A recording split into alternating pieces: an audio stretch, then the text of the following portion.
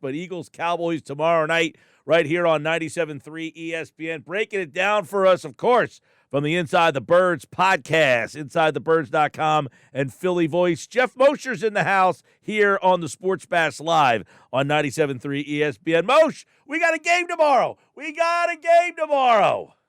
I know, man.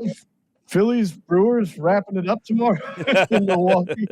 Yeah, a little double disco tomorrow. 4 o'clock for the Phils, and then, of course, 8 o'clock, 8:20 if you want to be technical for the Eagles. You know, we've answered so many questions. We looked at it from so many different angles. But as they go into this game tomorrow night, this Cowboys team, you know, is there one spot in this particular, just this matchup that you're zoned in on for tomorrow night that you're going to say, hey, it's Eagles-Cowboys, this is the matchup in this game I'm locked in on?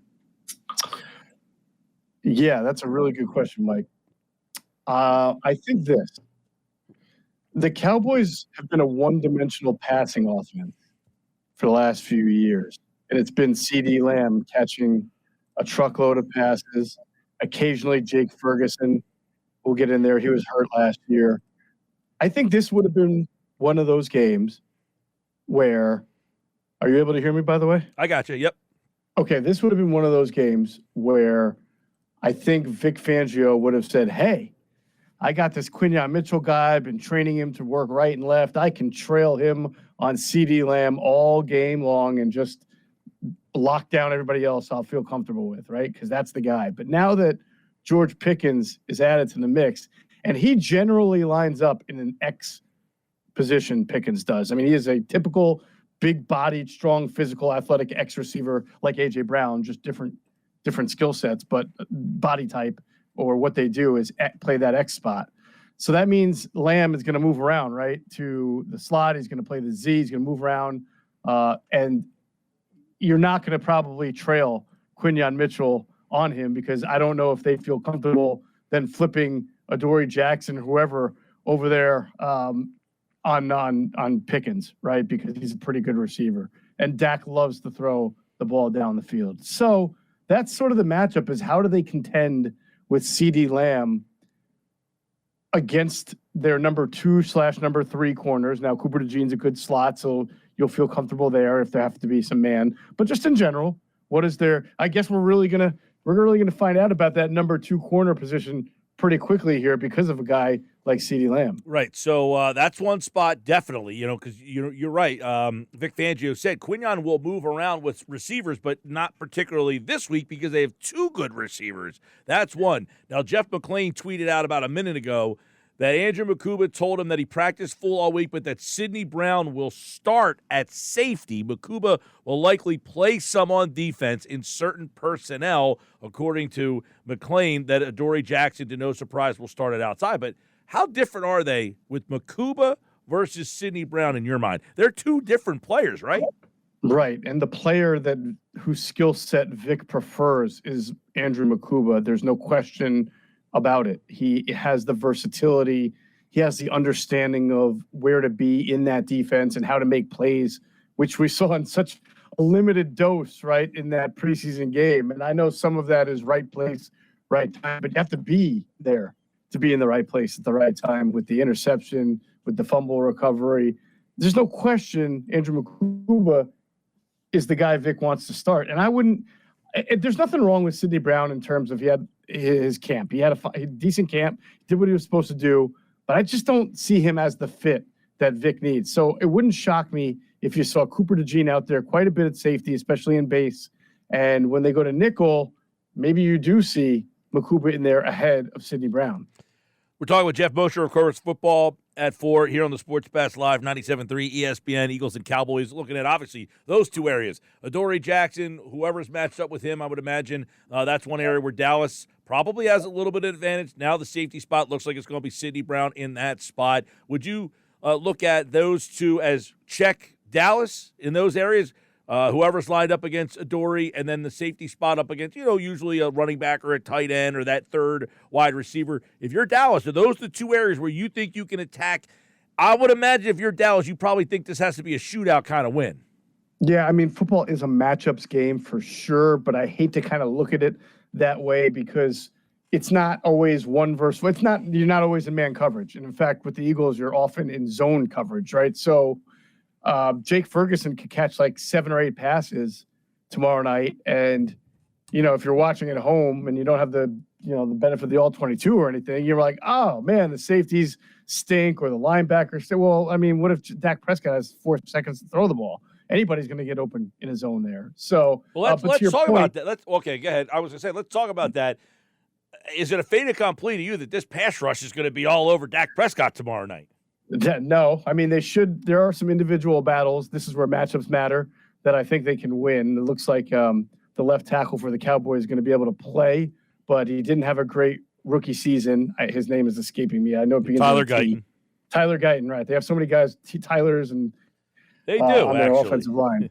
Tyler Smith, Trevor Booker, and Tyler Guyton, right? A lot of T's on the offensive line. Mm-hmm. So, but Guyton's a guy that, you got to be able to beat him at this stage of the game because he's not ready yet. He may eventually be a really good player, but not ready yet. And even on the other side with that's an interesting with Terrence, another T, the right tackle, right? Terrence Steele, You got to be able to beat him enough too to make Dak have to throw that ball. Well, that's another area. Like if at the end of the night, if Jalix Hunt struggles against Tyler Guyton, that should be a concern for Philadelphia in terms of the big picture.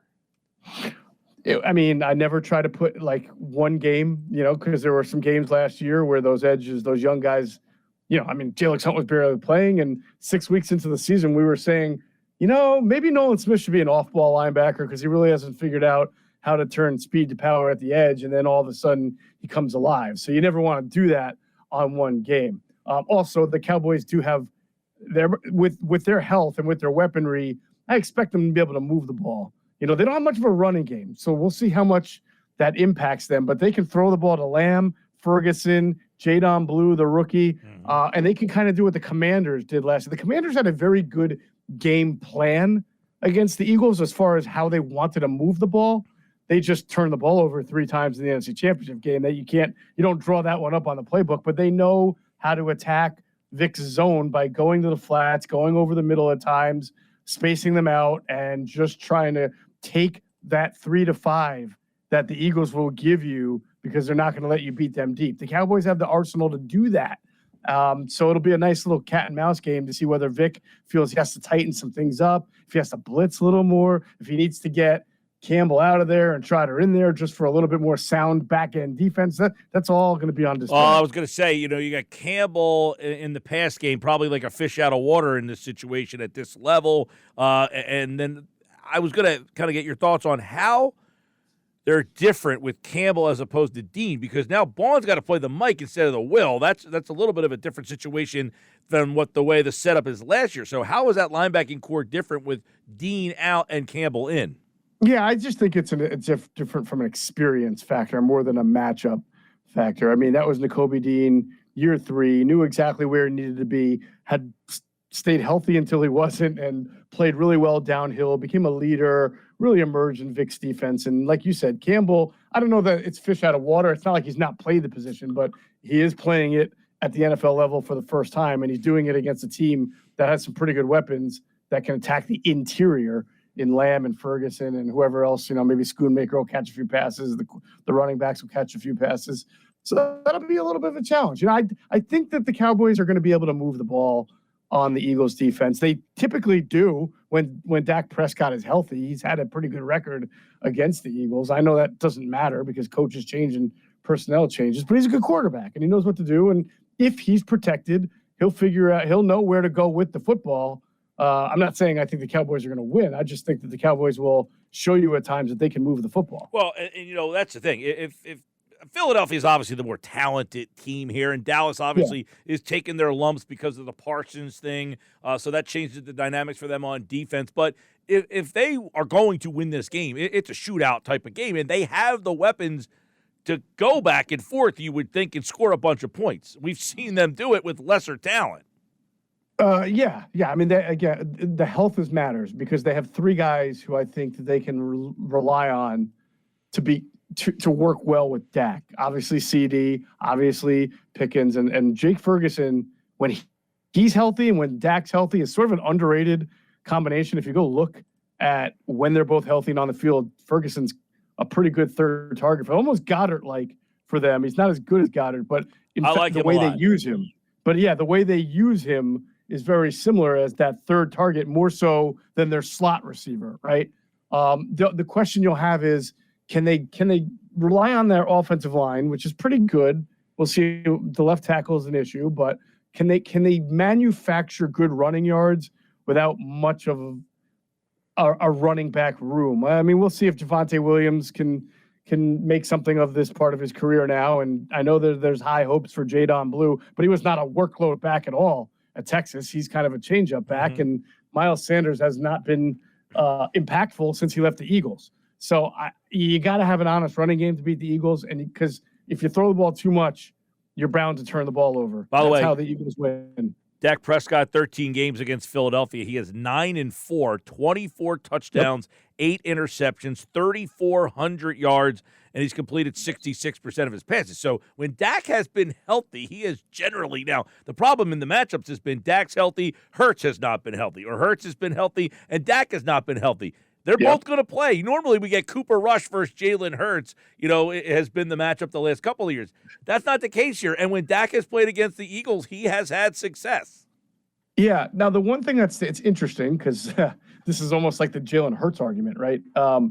He has won 9 of 13 games. If that's, like the Jalen Hurts, when we talk about him, he's a winner. That's all that matters. But I would say the fact that he's only thrown 24 touchdowns, I think you said, in 13 games, that's less than 2 touchdowns per game. So it's not like he's lit it up against the Eagles defense. He's completed a high percentage of his passes. He's moved the ball. He has won, but he's not throwing 2 to 3 touchdowns a game. He's not bombing on them like Jaden Daniels did last year with the 5 touchdown game.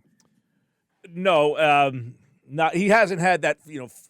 I don't know. I'm not like going through game by game. But you're right. The averages say that he's having good, solid games against them. But I don't know about you. I feel that the Pickens-CeeDee Lamb duo is the best complementary pair of receivers. Like, they had Amari Cooper and CD, but I think these two complement each other better because CD is kind of the underneath, he's the possession guy, hash marks, where Pickens will shoot down the field and beat you down that way. So they have a very good complementary duo there. Yeah, and Pickens is the type of guy, and this is why I think Dak could have a really big year if he stays healthy, where you just throw the ball down the field, he'll get it. I mean, Jalen Hurts is a precise deep ball thrower. Not everybody can throw the ball as precisely down the field. It's considered a low percentage pass. It's just that Jalen Hurts has made it look like a high percentage pass because he's so good at it. But Dak doesn't have to be. When you have someone like Pickens, and even to an extent A.J. Brown, but Pickens has more of the vertical, like go up and get it ability. You just throw it in his vicinity, and he will come down and get it. And that's going to me, that has the opportunity to make Dak's year, this coming up, with him and CeeDee Lamb, like you said, complementing each other. If they could just get some semblance of a running game, they'll be all right. All right, last year, Saquon Barkley had about 2,300 total yards. He had 2,000 rushing, 275 receiving. What's a year that you can expect? If he had 2,300 total yards last year, just under 2,300, what should we be able to expect from Saquon this year? Yeah, I think I've said this before, but this year is going to be like that Mike Tyson phrase where everybody has a plan until they get punched in the mouth. The Eagles have a really rough schedule, and I know they want to take a little bit of the workload off of Saquon Barkley. I don't want him having 475 touches again. They've brought in A.J. Dillon. They've got Will Shipley in year 2. But how coaches are, Mike. If it's a close game and they need some plays, they're going to give the ball to Saquon Barkley. He's their best player. He was just voted the number 1 player in all of the NFL in the top 100. So, the best laid plans sometimes go to rest because things change. So, I think a realistic expectation is if he stays healthy, he's going to get a lot of touches and a lot of yards again. Well, are they better equipped with Shipley and Dillon than last year with Gainwell? Gainwell was essentially the main back. So was the role of the second guy bigger? It only is bigger if the situation allows it to be. So, yes, the answer is yes. Will Shipley gives you more. A.J. Dillon surely can give you a little bit more as a number 3 running back. But again, if it's 14-10 in the third quarter, in the fourth quarter, 21-20, Barkley's going to be the one out there. Mm-hmm. You know, it's going to be 75 to 80% Barkley unless the Eagles can find some ways to get production out of their running backs in the passing game or the rushing game, but mostly really the passing game that they weren't able to get from Kenny Gainwell. So they feel confident that they can still move the ball even when Barkley's not out there. All right, let's look at the game on Thursday, and I'll ask you this about the offense. Barkley, obviously, is this a pass night or a run night? They have 2 good corners, Bland and obviously Diggs looks like he's going to play. So is this a night you attack them in the secondary? Is Dallas a team you can beat in the air, or is Dallas a team you ran all over them last year? They said we made a trade of our best pass rusher because we needed to get better against the run. They acquired a D tackle. So is this a team you run on, or is this a team you throw to win? Probably run, because Matt Eberflus is a big zone guy with 2 deep safeties. I mean, he used to, back in the day, he was a real cover 2 kind of guy, which invites the run because you have both safeties away from the line of scrimmage. Now, he has changed up a little bit since going from the Colts to the Bears and now the Cowboys. I did watch some of their preseason tape. I don't put too much into it, but he's not going to blitz a whole lot. And it's week 1, so it's not like you've got like 15, 20 minutes of I'm sorry, it's not like you've got 6 to 8 weeks, I should say, of a lot of tape or time like Spagnuolo had for the Super Bowl to figure out a way to stop Saquon and make the passing game beat you. So I assume that it's going to be a run game unless it can't be. All right, I want to ask you, get your opinion on this. Our unsportsmanlike moment of the day today. Michelle Smallman predicted that the Eagles will be the first repeat winner in the NFC East in 20 years. Do you consider that a bold prediction? Yeah. I do. I mean, they are the favorite. They're the favorite to win the. Oh, well, yeah, but do you know how many of those teams that won the NFC East over the last 20 years were actually favored to win the NFC East again the next year? A majority of them were. So, I mean, so you're classifying that as a bold prediction. I am. Okay. Yeah. That was her number 2 bold prediction for the season, that the Eagles will be the first repeat winner in the East since 2004. I mean, how can it not be bold? 20 years is a long time, man. Well, that's a lot of evidence to say they are the betting favorite, and they're one of the top 3 Super Bowl. You know, they're not the favorite to win the Super Bowl. They are actually, they're 2 teams tied for the best odds, and then the Eagles. It's the Ravens and the Bills are both plus 600, and Philadelphia's plus 700. Well, my power rankings came out, my first week 1 power rankings on Philly Voice today, and I did have the Ravens number 1 and the Eagles number 2. And it's simply, to me, they both have loaded rosters. The Ravens lost nobody this offseason. Over the second half of last year, their defense was second only to the Eagles as far as total yards and points, I believe. And they brought everybody back. They added Jair Alexander, who right now is healthy, and they've got, they don't have as talented wide receivers as the Eagles do, but they have an unbelievable quarterback, a great tight end too. They've got a really good offensive line. They have as good of a running back as there is in Derrick Henry. I just think they have fewer questions because they lost fewer folks in the offseason. All right, the Eagles and Cowboys tomorrow night. Listen to the game right here on 97.3 ESPN. Geoff Mosher, the next time we talk, we will have seen a game. Will we be talking about an Eagles win, though? Can the Cowboys come here, all the hype? We know how these games go. They have not gone well for Philly teams. You know, who's ringing the bell? You got Allen Iverson. Oh, my gosh. And then they fall flat, right? I mean, it seems that any time there's a big night at the stadiums, the home team falls apart. They did win the last time. But they got booed at halftime. It was a 6-3 game against the Falcons. They came back and won that game 18-12. But can Dallas come in here with this offense, make it a high-scoring shootout, and steal a win when pretty much nobody is looking at Dallas? They're all laughing at him because of this Parsons thing. Yeah. Could they? Yes. Will they? No. That's my prediction. All right. Simply put, Geoff Mosher for Football at 4. He likes the Eagles, it sounds like, to win opening night. Listen to all the action right here on 97.3 ESPN. Another season of Football at 4, and over there at Inside the Birds, got a bunch of stuff going on. Check out everything on all podcasting platforms, and, of course, Jeff's power rankings are up right now over at phillyvoice.com. All right, Mo. See you, bud. Take care, Mike.